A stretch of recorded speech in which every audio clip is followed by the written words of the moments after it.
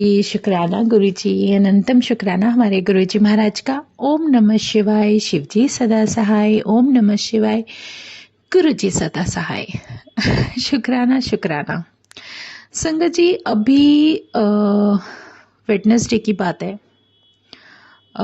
Wednesday को जैसे भी रूटीन होता है वैसे ही करके पता नहीं क्यों मन में भाव आया था कि मैं गुरुजी का सत्संग शेयर करूं। कैसे उन्होंने मुझे चंदन के तिलक में पूरे बॉक्स जो बंद होते थे उसके अंदर भी पूरा अंदर तक नीचे बॉटम तक भरी हुई होती थी बॉटल, और बिल्कुल नीचे बॉटम तक फिंगर डाल के जैसे किसी ने बाहर निकाली है, और उसके अंदर ओम दर्शन। बहुत बड़ी बात है संगत जी। उस दिन गुरुजी ने मन में भाव डाला कि मैं ये सत्संग शेयर करूं,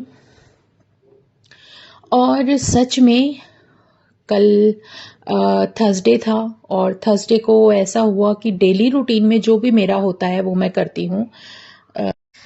तो मेरे साथ मिरेकल ये हुआ कि आज मॉर्निंग में मैं जब गुरुजी को तिलक सेवा करने लगी तो देखा कि गुरुजी के स्वरूप से जो तिलक लगाया जाता था डेली, वो उनके फॉरहेड पर है ही नहीं।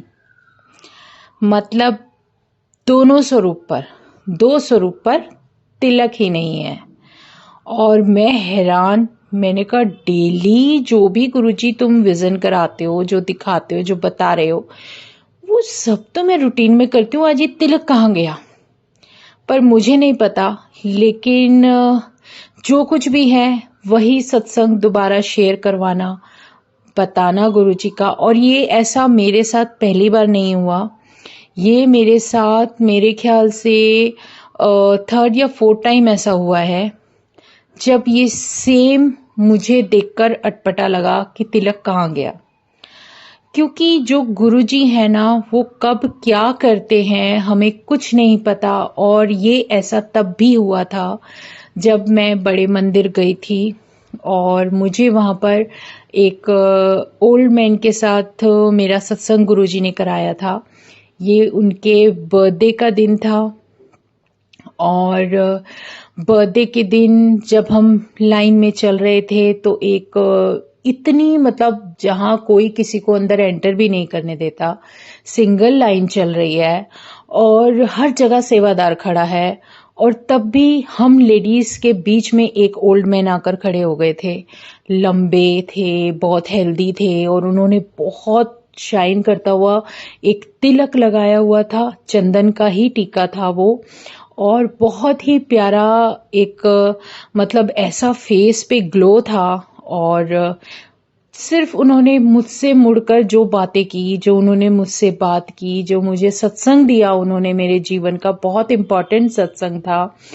और वो उस टाइम की संगत थी जो जैसा उन्होंने मुझे बताया अपनी बातों में, और उन्होंने यही बताया कि वो किस तरीके से गुरुजी के साथ कितने साल तक रहे, उनकी सेवा में रहे, और उन्हें गुरुजी ने किस तरीके से ब्लेस किया, वो सब कुछ पता नहीं, वो दोबारा याद आ रहा है, गुरुजी की मर्जी, मैं वो दोबारा शेयर करती हूँ।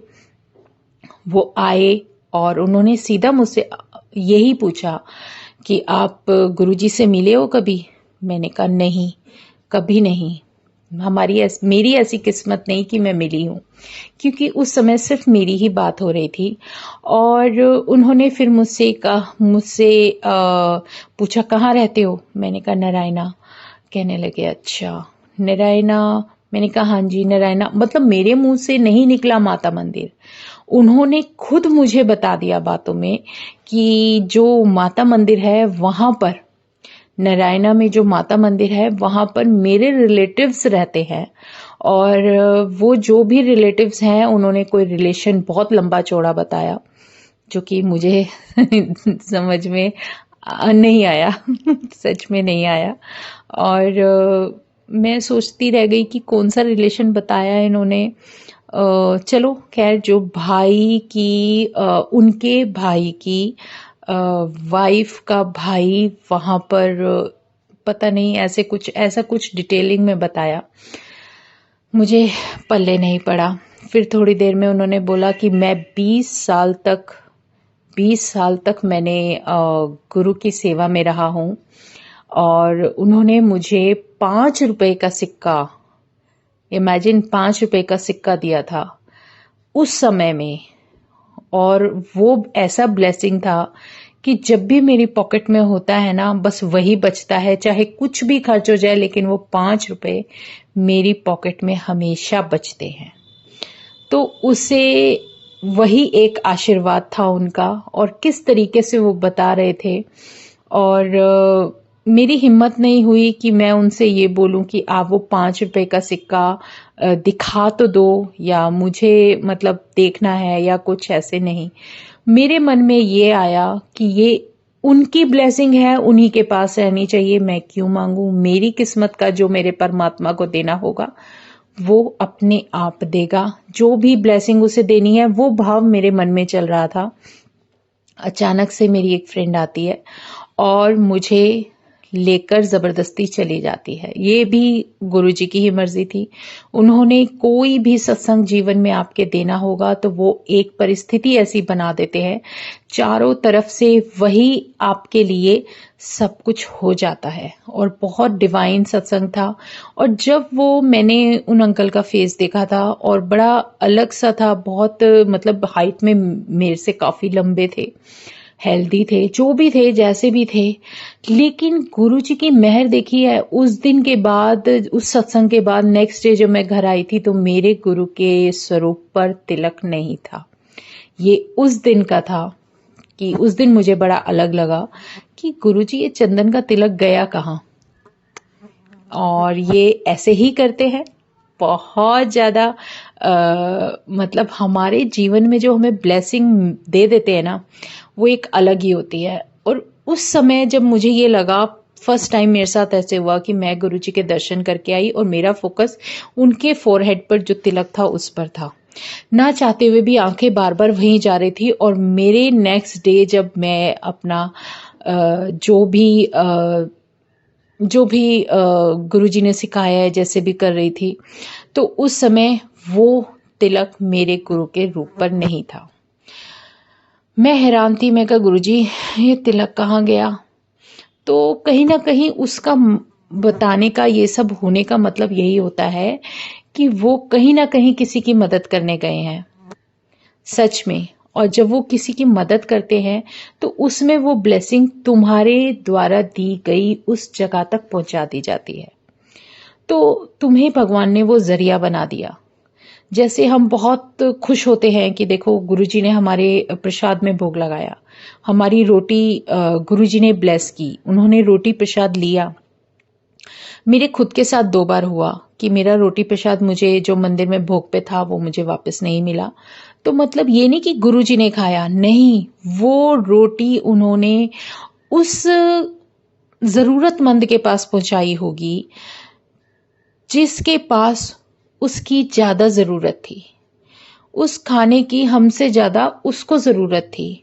और वो रोटी प्रसाद वो किस रूप में गए होंगे और उन्होंने कैसे दी होगी, ये भगवान बहुत बेहतरीन तरीके से जानता है। ये उसकी कृपा है, उसकी मेहर है। सच में जब भी कभी किसी संगत के साथ होता है ना कि अरे गुरुजी ने भोग लगाया, देखो ये प्रसाद यहाँ पर नहीं है, गुरुजी ने भोग लगा लिया, ऐसा सच में हुआ है। मेरे ये सत्संग शेयर करने के बाद मेरी ही एक संगत फ्रेंड ने बताया है कि जैसे आपका सत्संग मैंने सुना और मेरे घर में भी मैंने भोग लगाया तो वो 2 चपाती प्रसाद गुरुजी की जो हमने रखी थी वो हमें नहीं मिली। तो इसका मतलब गुरुजी ने उस संगत को एक जरिया बनाया, और उन जरिया बनाते हुए वो चपाती प्रसाद उस जरूरतमंद को दे दी जिसको उसकी जरूरत थी। भगवान कभी भी कुछ भी कर सकते हैं, अगर आप विश्वास करोगे तो बहुत बड़ी बात है। उनकी ब्लेसिंग बहुत प्योर और बहुत ही ज्यादा सोलफुल होती है। बस आप मानोगे, सोचोगे तो वो सब कुछ होने लगता है जो आपका विश्वास आपको कहता है। जो आपका विश्वास परमात्मा के ऊपर है वो आपका भरोसा कभी नहीं हटने देते। ये उनकी बहुत प्यारी ब्लेसिंग होती है हम पर। तो शुक्राना मेरे गुरुजी महाराज का कि उन्होंने इतना प्यारा, इतना अच्छा सा सत्संग हमारे जीवन में दिया कि हम उस सत्संग को अपने इन शब्दों में अगर शेयर भी करते हैं तो वो शब्द भी हमारे पास कम पड़ जाते हैं। तो जो उस महाराज की मर्जी, जैसे भी कोई सत्संग हम लोग बोलने लगते हैं तो गुरुजी हमें वो डिवाइन दर्शन, वो सब कुछ याद दिला देते हैं कि देखो ऐसे हुआ था। और सच में उसका वर्णन हम अपने शब्दों में करना चाहे ना तो वो शब्द हमारे पास कम पड़ जाते हैं। तो जय गुरुजी, शुक्राना गुरुजी, मेरे परमात्मा, जो तुमने इतना अच्छा हमें जरिया बनाया या मुझे ऐसा मौका दिया कि मैं तेरा गुणगान और तेरी वडियाई कर पाऊं। तो जय गुरुजी, शुक्राना गुरुजी, अनंतम शुक्राना मेरे गुरुजी महाराज। हर किसी को ऐसे ही ब्लेस करते रहो, सर्वदा भला करो, बस सबके घर में खुशियां बांटो। तो जो भी तुम देना चाहते हो अपने हिसाब से, अपनी मर्जी से दो। जय गुरुजी, शुक्राना गुरुजी, अनंतम शुक्राना मेरे गुरुजी महाराज का। ओम नमः शिवाय, शिवजी सदा सहाय। ओम नमः शिवाय, गुरुजी सदा सहाय। शुक्राना शुक्राना शुक्राना, अनंतम शुक्राना।